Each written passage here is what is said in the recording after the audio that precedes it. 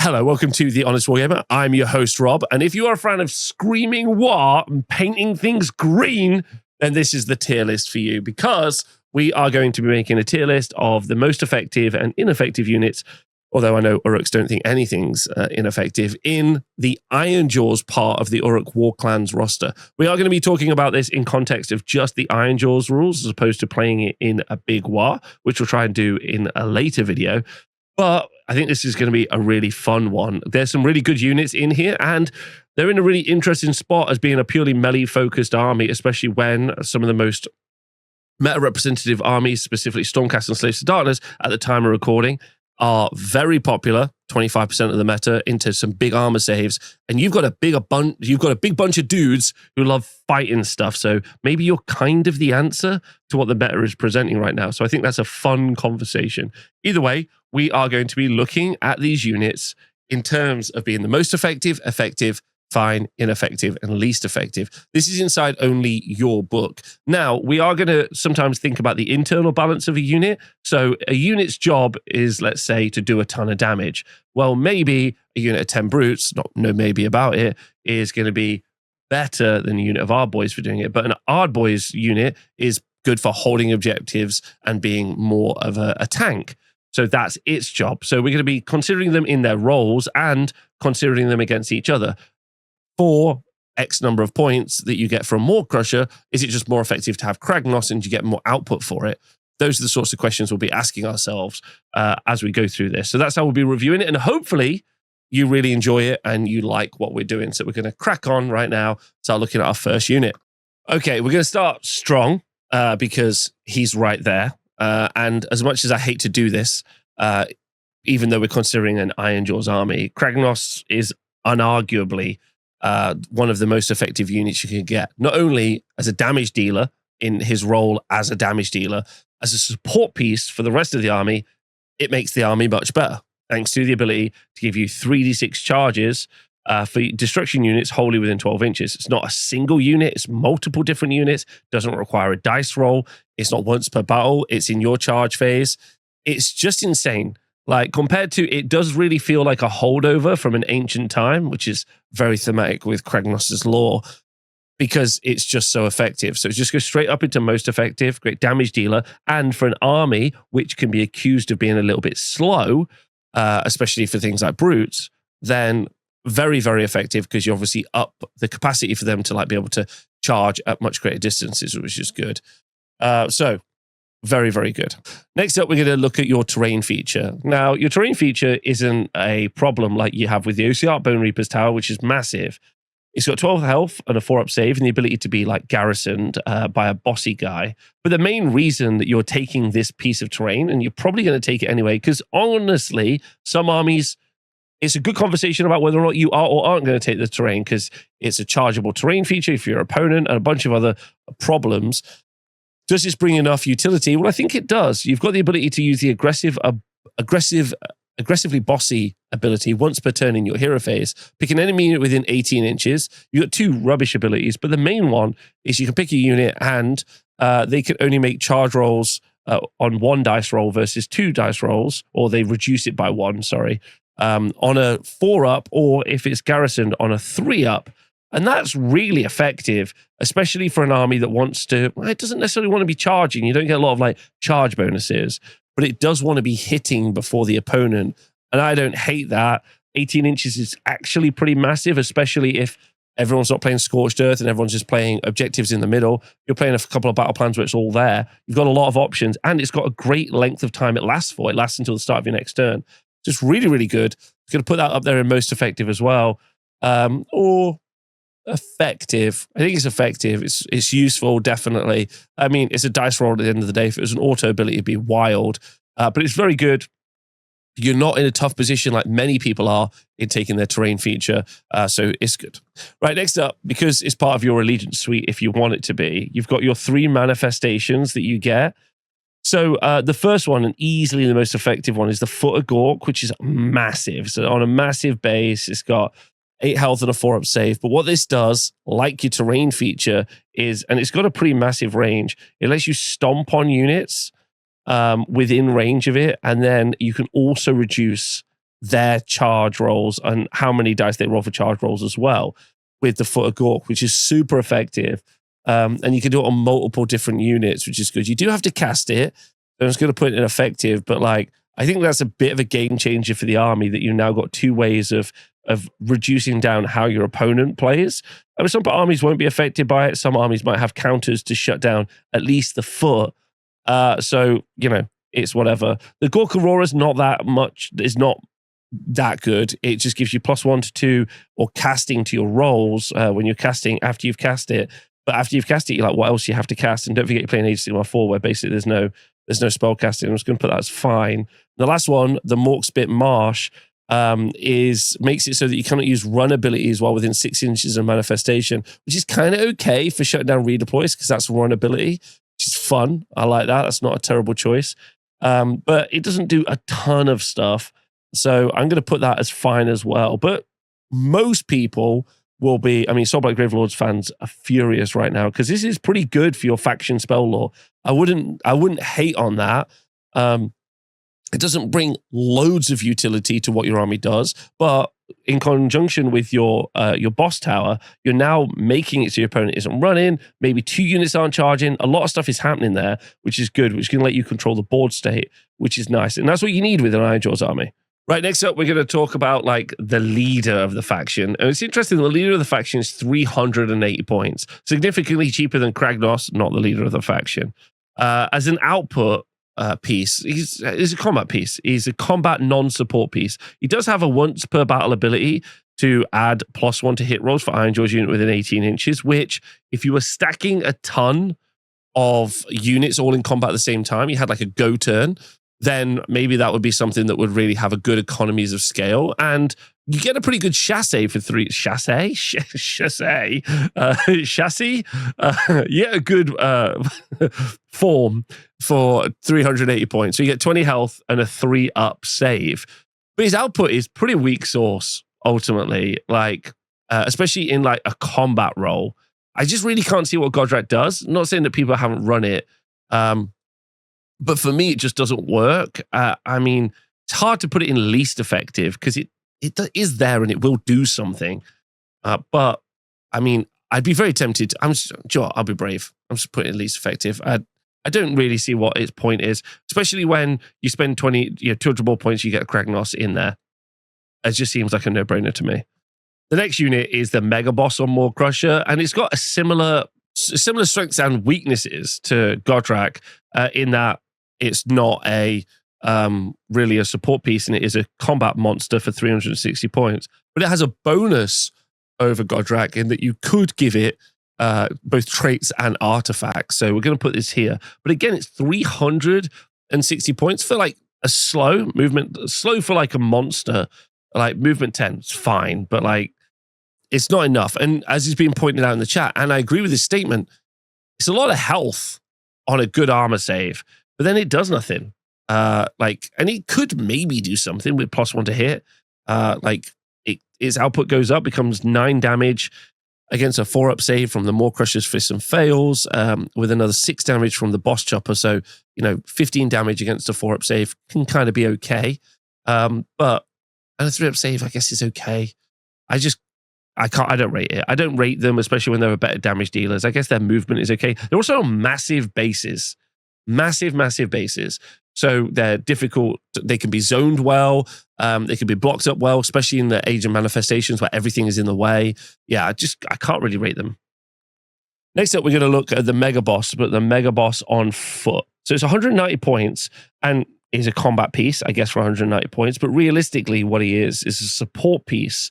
Also, obviously, a leader in one of your regiments. But as a support piece, he's got the lead to brutes ability, which can fight simultaneously with a unit of brutes and give them +1 attack. And that's good because brutes are probably the best hammer unit you have in this book. Therefore, their ability to do that is great. Is it worth 190 points when that's close to just buying you 5 more brutes? That's a great question, but I'm at least going to say it's effective because that is an ability that you can stack. And ultimately, you do need to have heroes that are going to lead regiments in this army. So that's pretty fun. I like that a lot. And you can do it multiple times as well. It's a reaction declaring a fight ability. So that's pretty nice and is effective because brutes are effective as well. So yeah, good. Now we're going to look at brutes, because hopefully looking at brutes puts the context or the harshness that I directed towards the Maw-Krushas into some, it gives us more context, right? So unit of brutes is 5 models, 3 health. So reinforce that unit, we're going to have 30 health on a 3-up save, and that's only going to cost us 400 points. So similar price tag to what a Maw-Krusha is. It's got an issue, definitely, as a unit. Their movement value is movement 4, so they're slow. But with the recent update that we got to the General's Handbook, if you're watching this during that period of time, what that does is that increases the mobility of some units as well. So infantry units from a field sergeant. So these units are going to be able to go a little bit faster. And they've got a great output. Ultimately, a reinforced unit, 10 of them is going to absolutely slap someone silly. You're looking at, just from the brute weapons alone, you're looking at like 18 damage against a 4-up save, as well as some additional damage from the gore choppers as well. Although the math on this website just doesn't work out the gore chopper bits a bit, which is nice. They've also got an additional good passive where enemy units with a health characteristics of 1 or 2 cannot contest objectives while in combat with this unit. So that's also a bonus over just being pure and ragey output. So they're good. They're just simply very good. I'm going to put these into most effective because they're your big hammer. They do a lot of work. They are slow, and that is a problem. Outside of this book, I think some armies would really like the brute unit. They would love to have it, but some armies would be like, that's too slow for how my army wants to play. But ultimately, your army is kind of on the slower side. So that's good for this army, and they're the most effective. All right. Next up, we're going to be talking about the Ardboy Big Boss. The Ardboy Big Boss is only 120 points, super cheap, and is also really effective because it's like basically a 120 point upgrade to a unit of Ardboys because it adds +1 to the shield bash rolls from friendly Ardboys. We'll talk about that in a second. And if you try to rally a unit of Ardboys, which you definitely will do sometimes because they're going to get hit, you can make 3 additional rally rolls on top as well, which is excellent. And also this guy could be a field sergeant, which is another bonus. So you're making Ardboys better twice, effectively. The get bashing ability passive is much improved as well. So I'm definitely going to put the Ardboy Big Boss in effective. Then with Ardboys, you have a unit of 10 Ardboys or a unit of 20 Ardboys, and they're 180 points. So this does mean that you're going to have 20 or 40 health on a 3-up save, which is still going to cost you about the same as a Maw-Krusha. It's just going to give you like plus 50% worth of health on that army, and obviously you can rally them as well. The attacks profile for like a reinforced unit is okay, about the same as a Maw-Krusha. From that unit, but you've got lots of opportunities in this army to increase the output of melee units and how much that they can do. But Shield Bash is also another way that they do a ton of damage, where in any combat phase, you pick an enemy unit within 1 inch, then make a Shield Bash roll of d6 for each model in this unit that's within 3 inches of the target. For each 6+, you inflict a mortal if you're near the Ardboy boss. That's giving me a 5-up. So 20 dice rolling 5-ups to do mortals can be okay. Even adding 3 or 4 mortals on top is going to really increase how much damage that this unit does, and then rally them back more effectively. And they're the same price as the Maw-Krushas. So I'm going to put these up here as effective. I argue that they're maybe similar to most effective, and obviously in their army of renown that you can take them in, they're very, very effective. But yeah, they're very good. I'm going to put them up there. They're very cool. It's a lot of health as well. I guess it's a good opportunity for you to try and pull off a DPT check for an army. So, 2 units of Ardboys is going to be 80 health on a 3-up save. It's only going to set you back 720 points. I know only 720, that's like over 50% of your army. No, over 30, 40% of your army. But that's still a lot of health for anyone to try to get through. You could be countercharging with other units. They're very good. So they're very, very effective. Okay, our Weird Knob Shaman is next. And a cost of a wizard should be about 100 points. So 130 points is fine. You also get 6 health. You sadly only get a 6-up save, so a little bit susceptible. But rallies are good in this situation. You could always like ping them back. Is a power level 1 wizard and can be a level 2 wizard if it ends up near a unit of 10 or more models. And its combat profile is actually kind of okay with 3 attacks, D3 damage. 4 attacks from the puke that do D3 damage as well, but none of these have any rend. But ultimately, wizards are effective. They give you access to the spells, gives you access to manifestations, gives you access to crit 2 hits. Teleport in this army as well is obviously super, super effective. So really nice. 130 points is good. Yeah, for sure. Our next unit, the War Chanter, is similar to a wizard in that it's a support piece, right? They're 120 points, and what's cool about priests over wizards is your opponent cannot interact with you. So if you are going to try and pull off that prayer, as long as you don't roll the 1 on the turn that you want to, you can be building up those ritual points by just trying to cast them earlier in previous turns. And you've got access to 3d6 charge as like an overchanted spell, which is obviously really good and helps with the mobility, which is a major issue for this army. So I'm definitely going to put this up here as well. And it's cheap. It's 120 points, can be a leader for your army. Think can be a field sergeant. Maybe I'm making that up as well. But is cool and very good and is cheap as well. So if you want to bring that unit to try and get that support, you're in a really good spot there. The next unit we'll look at is an incredible model. Zoggrok Anvilsmasha and Clonk, the Squig. So 180 points for this support character, right?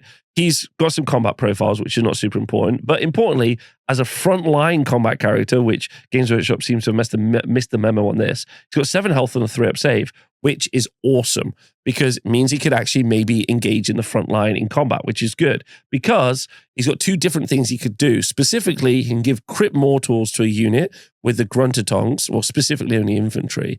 And you've got the ability to maybe, depending on how you load them out, have a ward smashing ability so that they can no longer make ward saves. It's much more complicated to do than, say, like the Seraphon ability to take away ward saves, but it's okay. My real argument is for 180 points, crit mortals is very good. For 180 points, I don't know if it's effective or if it's in most effective. It's a little bit more expensive than the other 2 support pieces. It's his abilities just increase what you're good at anyway, which is doing a ton of damage because you're already kind of good at that. But I think he's definitely in the effective tier. And I would argue that you could put him up to maybe in the most effective tier, which I think is definitely a good argument that you could make. And I would be willing to hear it. I think it just requires a lot of play. It's hard to do. Your opponent can see it coming, which is a toughie. But yeah, very, very good. And yeah, I like him a lot. Next up, it's our 2 topless dwarf unit, orc units. I apologize to orc fans for saying that. You got the Brute Ragers, right? So the Brute Ragers are 3 models, and they've got 3 health and a 5-up save. So they're what you would call a glass cannon. But the way they get around that is they do have a passive called Unleash Rage, where when they charge, they get strike first. Okay, so if they hit you and they wipe it out, then it doesn't matter about getting hit back. And they've also got run and charge, which helps with their movement 4. So move 4, run, charge, fight. We're having a good time. You can see if we give them +1 to hit, because they only hit on 3s, and we reinforce them, then that unit of 6 is only going to come in at 240 points, which makes them exceptionally cheap to be doing 13 damage against a 4-up save and 17 damage against a 5-up save.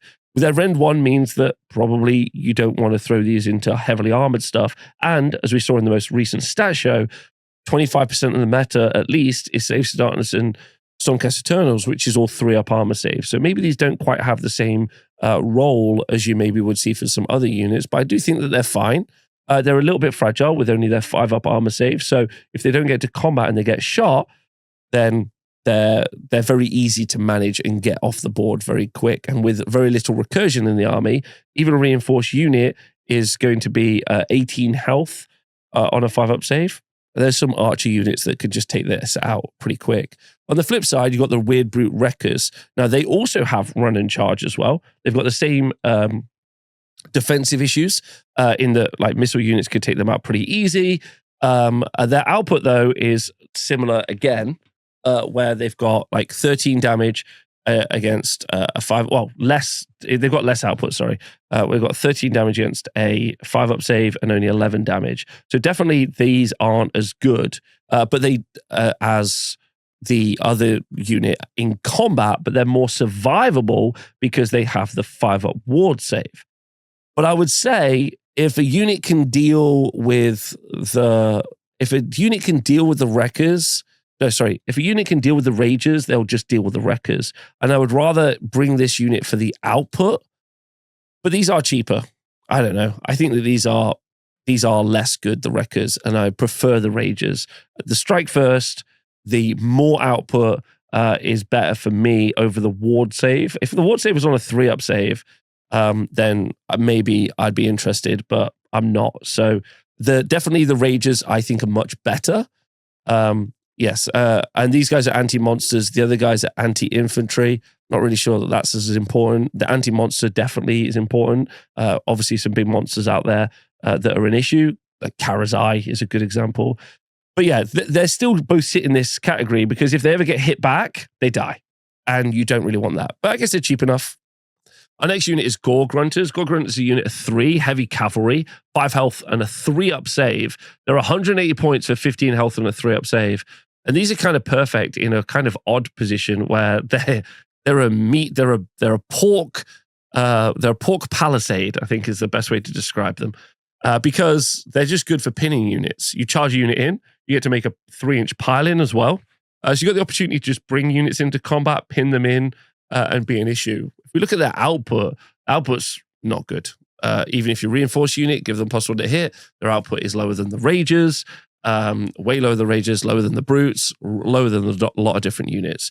But for 180 points, these are a great unit for doing battle tactics, doing stuff on flanks, and making it so your opponent is just locked in by something that's got a 3-up save. Give them all out defense, return, and make it so your opponent is just wailing against 15 health with a 2-up save, which is very similar to what you're going to get from the survivability of the Maw-Krusha or Gordrakk, but you're getting it for half the cost, which is very effective. So that's good. Obviously, you can reinforce it to unit 6, although 2 units of 3 probably makes a lot more sense. Trying to do tactics, trying to just grab little objectives here and there. So yeah, the Gore-gruntas I think are good in their position, which is as a pinning unit, but that feels a little odd for Gore-gruntas, big pig cavalry that should be smashing, which I think is a little bit disappointing. Now we're going to look at the big pigs, a source of constant disappointment to me as a big pig fan and as the owner of 9 big pigs. So the Maw-grunta Gouger is definitely the most effective of the 3 big pigs. They've got 12 health and a 4-up save, and you get this entire package for 210 points, which has had a points reduction recently. Now, the good thing about this, and the reason that you want to bring this, is not because of the output, which is kind of fun if you get the momentum points, because you can have 5 attacks from the Maw-grunta tusks that can be damage 5, which if it works out, oh my God, amazing. But the real reason is you bring one of these is because of the once per turn army ability in the combat phase to do flattened into the mud, where if this unit charge, you can pick a unit within an inch. And on a 5-up, that unit in strike last. Now, I know that sounds pretty bad at 5-up, but if you've charged, you've already gained a momentum point. If you've got momentum points from earlier in the turn, it can be a 2-up and make those units strike last on the 2-up. And this is great for your army, especially if you're multi-charging with several different units, because you can charge in and that you can hit them with everything before they hit you, which I feel like is something that you need. And you do see these being very popular in many Ironjawz armies, so I'm going to put that into effective. The Tusk Boss on Maw-grunta is much worse because he's a support piece for units you don't really want to support. It's interesting. The Tusk Boss on Maw-grunta supports the big pigs, and the big pigs support the army, or specifically the one we just talked about. But you only want one to support, and you definitely don't want to support more big pigs. So the Tusk Boss on Maw-grunta has the ability to add momentum to other Maw-gruntas, and other than that, it has 14 health and a 3-up save.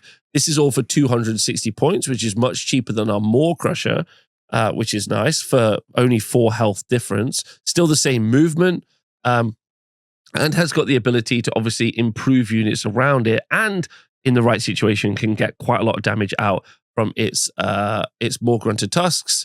So it's kind of okay. It's definitely better than the Maw-Krushas. But because you're supporting units that don't really want support because you're not taking loads of pigs, it's a little bit worse, if that makes sense. If the pigs were better, if the momentum was better, then you would be like, oh, cool, I'm going to take him for adding to the momentum to make a lot of stuff happen. The Maw-grunta with Hacking Crew is also interesting. It's only 250 points for 12 health and a 3-up save, which is obviously less health than you would get for Ardboys at 180 points for a 3-up save. So, but what's this unit's job? Well, it's not really damage, because it doesn't do a lot of damage. The reason, like with the Gore-gruntas, is that you probably would want to use its Carve a Path ability, where if this unit is in combat, it can move a distance up to its move characteristic. It can pass through models and combat ranges of enemy units, but it cannot end that move in combat. Then pick each enemy unit this unit passed across, and then you can do mortal damage and gain momentum points. But that really isn't that effective, because you have to start in combat, a stipulation. You can't end in combat, a stipulation, all of which is a little bit of a negative in my opinion. And this is all in your movement phase. So I'm going to put this guy down in least effective, because I'm just not a fan. And that's it. That's it for the Ironjawz roster. It's pretty limited, and it is really monosyllabic. They do fighting. This is what they do. But I think the additions that we've had since the new battle tome have improved what the army can do, because of both the tower and also the manifestations. Both of those have added the ability to slow the enemy down while you can speed up and hopefully do some fighting. Not a lot of utility pieces. The War Chanter and also the Mega Knob. It's not called a Mega Knob, is it? It's called a Weird Knob. The Weird Mega Knob. Obviously bring those support, but it does mean that you're adding to the number of drops that you're building your army into. Like, each one has to be the leader of a regiment, so you're ending up at like 3 to 4 drops. Now you don't get to determine who gets the first turn. So then now you're playing your opponent's tempo and playing in a game that they want to play. If they want to alpha strike you, you don't really have a lot of screens. You have very expensive, well, not very expensive, you have good armor save units and tank units in the Ardboys, but you still don't want an alpha strike army that thinks that they can lift up 20 to 40 Ardboys to hit you, because they might be able to, which is an issue. It feels like your hammer is specifically only 1 unit in brutes, although Ragers have got a good and interesting place there. If you do want to increase the ability of your army, you are going to have to use very janky abilities like Zoggrok, or be able to cast a spell, all of which are not super reliable. And your support pieces are pretty weak outside of Kragnos. So it's an interesting army. Definitely one I think that would be really honest and fun to play, especially if you're playing a tournament that had like a lot of mid-board objectives. Just put it all in the middle. Full send is pretty fun. I think it would struggle quite aggressively on things like objectives, missions where there's lots of objectives all across the board. Mobility is an issue outside of teleports, and just generally an issue anyway. But it's a super fun roster, loads, really thematic, lots of stuff to do. I'd like to see some improvements to the support pieces and where they can be put inside of the army list. But otherwise, I hope you have enjoyed the video. I try really hard to make these constructive, make them thoughtful, make them be something that you enjoy. So let me know in the comments below what you think and what you think about my choices, and if you would change it up. Thank you to the Age of Index, which is where I find where I make these tier lists on there. So shout out to Tobias for running that. And thank you very much for hanging out. I'll see you all soon. Goodbye.